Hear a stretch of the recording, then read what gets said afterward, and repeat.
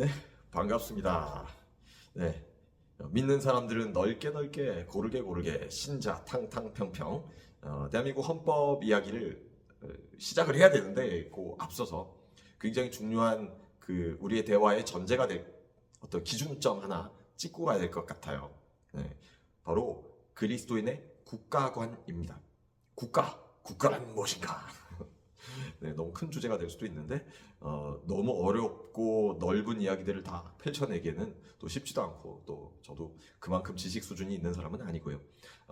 다만 이 기독교인의 국가관 역시 여기서 극단들이 막 나타나기 시작해요. 그래서 요걸 조금 바로잡지 않으면 헌법 얘기로 진입하기에 굉장히 좀 문제가 있지 않을까 생각이 들었습니다.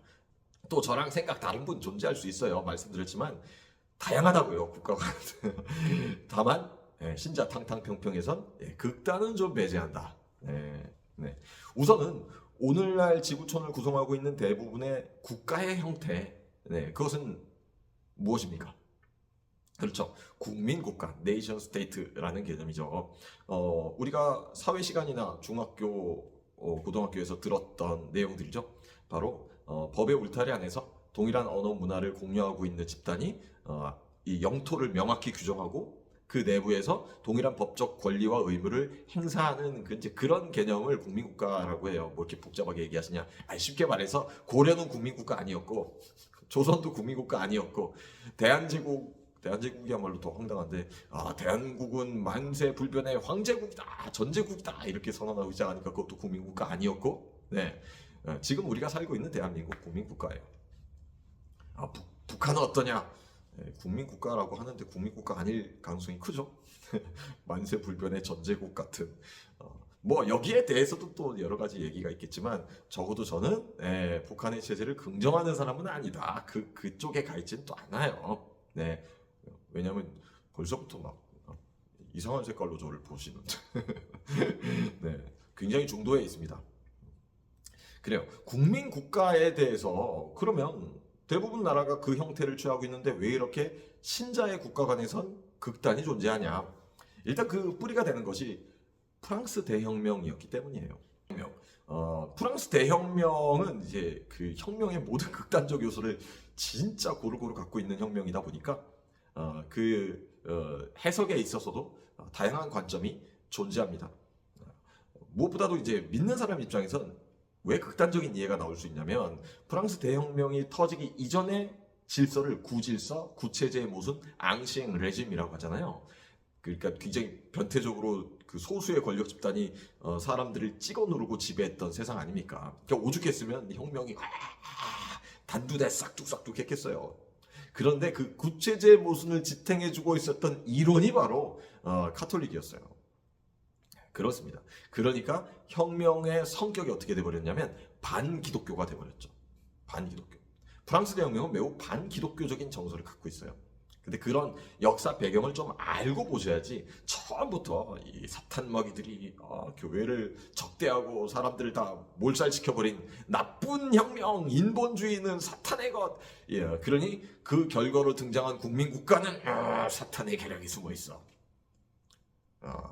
우리는 근신하고 깨어 있어야 돼. 아니 그럴 거면 국민국가에서 어떻게 삽니까?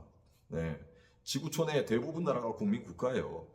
자, 우리는 그 기독교 교리에 보면 예수님을 믿고 구원을 받는 그 어떤 바탕이 되는 하나님의 은혜가 있죠. 그 시작이 되는 그걸 뭐라 그래요?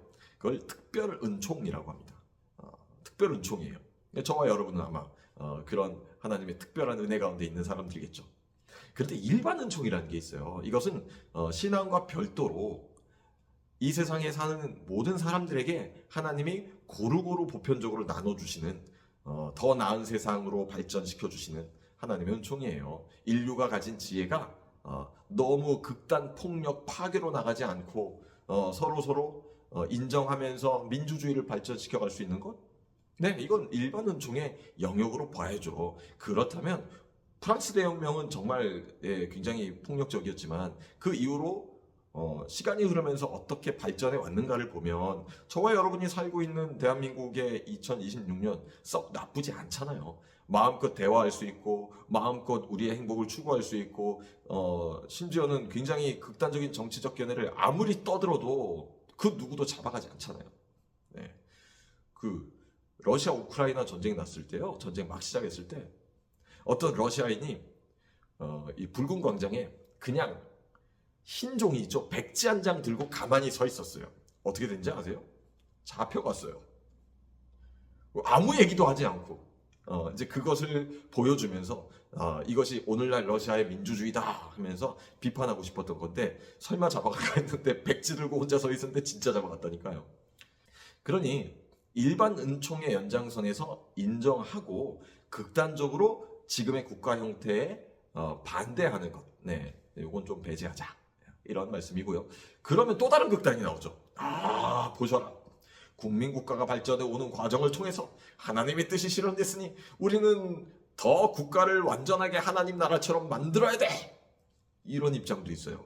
네, 자, 하나님 나라는 인간이 땅에서 만들어내는 국가들보다 훨씬 큰 개념이에요. 더 완전한 개념이에요. 그리고 정치 형태 따위가 없어요. 그건 뭡니까? 예수님이 왕이신 왕국이에요. 네, 그 나라가 이 땅에 사람들이 이게 티격태격하면서 논쟁하면서 느리게 발전해온 나라와 어떻게 같겠어요? 그건 다른 겁니다. 더 큰 겁니다.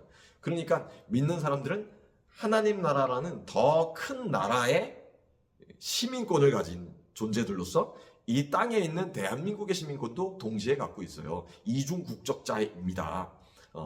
왜 그게 중요하냐면 보세요.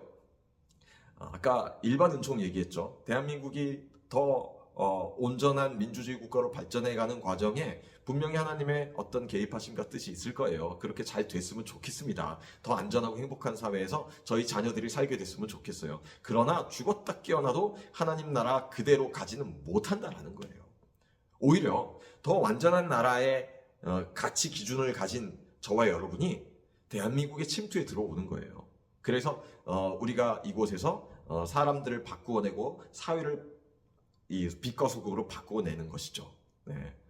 그 과정이 우리에게 맡겨진 사명이라는 것입니다. 네, 신자의 사명은 그거예요. 그렇습니다. 하나님 나라는 대한민국이라는 개념보다 더 큽니다.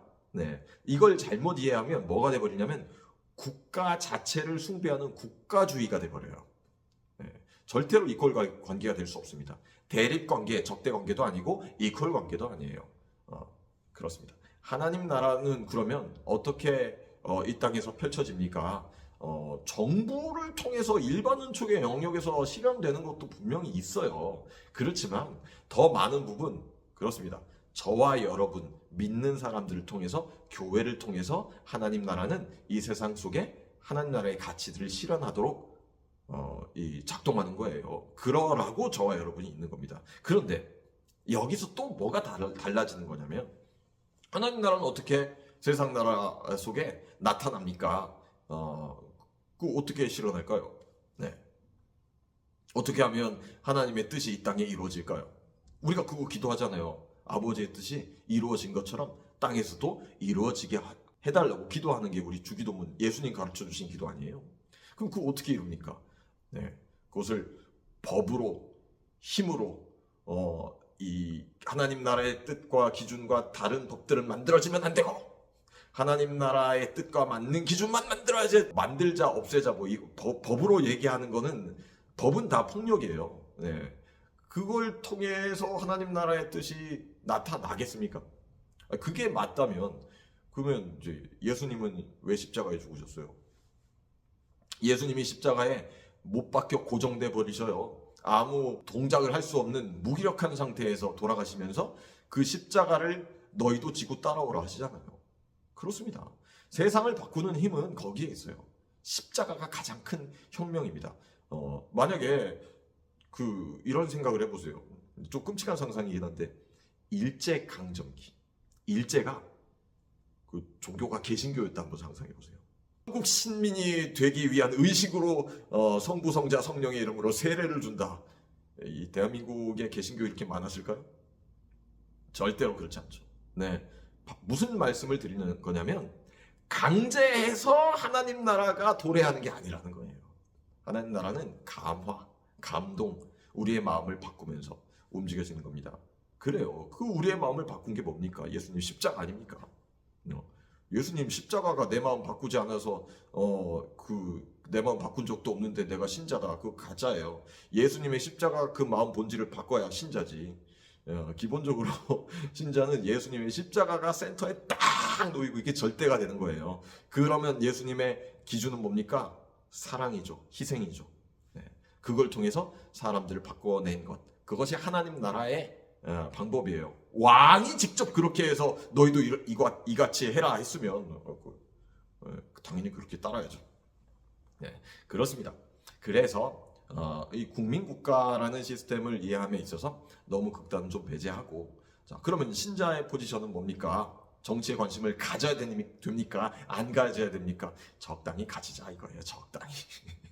하나님 나라의 큰 뜻을 이루는 과정에서 시민으로서 행사할 수 있는 권리들을 행사하면서, 그럼에도 불구하고 네, 대한민국을 향해서 이렇게 말할 수 있어야죠.